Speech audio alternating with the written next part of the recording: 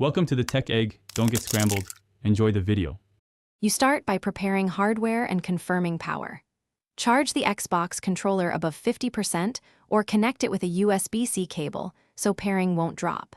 Next, attach a compatible Bluetooth adapter to the Switch dock or plan to use a licensed wireless adapter. The Switch's native Bluetooth won't accept controllers. Once done, check the Switch system update and enable any USB or wireless accessory modes in settings. This prevents firmware mismatches and speeds pairing when you move to the adapter steps.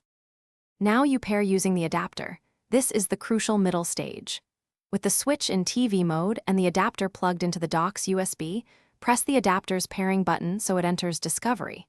Simultaneously, put the Xbox controller into pairing by holding the guide and sync buttons until the LED flashes rapidly. Once the adapter finds the controller, its LED will blink then become steady. This confirms a connection. Make sure the controller appears in Switch controller settings.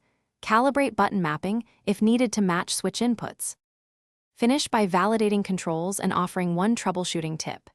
You should test every button and analog stick in the Switch controller menu, and then in-game to confirm responsiveness and correct mapping.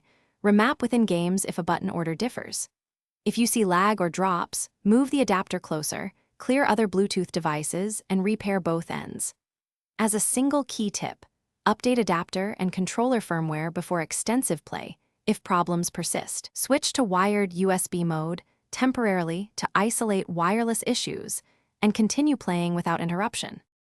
Thanks for watching. Consider subscribing if I helped unscramble your problems.